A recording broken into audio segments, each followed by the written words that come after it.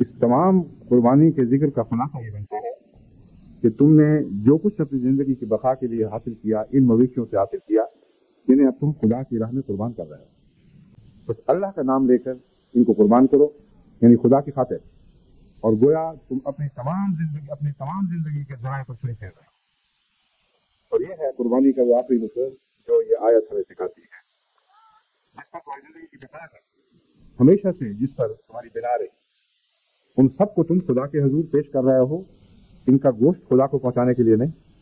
بلکہ گوشت تو تمہارے کام ہی آئے گا، یہ بتانے کے لیے کہ ہم ہر چیز کے راہ میں قربان کرنے کے لیے تیار کریں گے۔ فرمایا الہکم الہ واحد فلہ اسلموا، بس اسی کے حضور اپنے آپ کو پیش کر دو جس نے یہ جانور بے طاقت کر کے تمہارے سامنے پیش کر دیے۔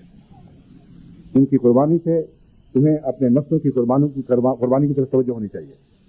تمہیں معلوم ہونا چاہیے کہ جس طرح یہ جانور تمہاری بقا کے لیے ہمیشہ کام آئے، اور اب نشان کے طور پر بھی تم نے انہی کی گردنوں پہ چھری پھیری، اس کا مقصد یہ ہے کہ تمہیں خدا کے حضور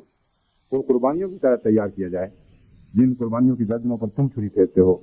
تاکہ ایک ایسا وقت آئے جب خدا کی رضا کی خاطر تمہاری گردنوں پر چھری پھیری جائے تو تم ان سے زیادہ صبر کے نمونے دکھاؤ جو یہ بے اختیار جانور دکھاتے ہیں۔ اب جانوروں کی قربانی میں جو کچھ خدا نے ان کو عطا کیا تھا وہ سب کچھ ہم نے ان سے لے لیا، ہر چیز اپنی بقا پر خرچ کی، ان کے دودھ سے ان کے بچوں کو کسی حد تک معلوم کیا اور اپنے لیے اور اپنے بچوں کے لیے استعمال کیا، ان کی چھالیں ان کے بدنوں سے نوچ لیں اور اپنے خیمے بنائے اور اپنے لباس بنائے، ان کی پیٹھوں پر ہم سوار ہوئے، ان کے گوشت سے ہم نے غذا اور زندگی کا سہارا پایا، غرضی کہ کوئی ایسا حصہ نہیں بہیمۃ الانعام کا جس کو ہم نے اپنی بقا کے لیے استعمال نہ کر لیا ہو۔ فرمایا اب تم بھی خدا کی خاطر ایسا ہی کرو۔ وَمِمَّا رَزَقْنَاهُمْ يُنْفِقُونَ، یہ وہ لوگ ہیں کہ پھر جو کچھ بھی ہم نے ان کو عطا کیا ہر چیز میں سے ہمیں لوٹاتے ہیں احسان اور تشکر کے طور پر۔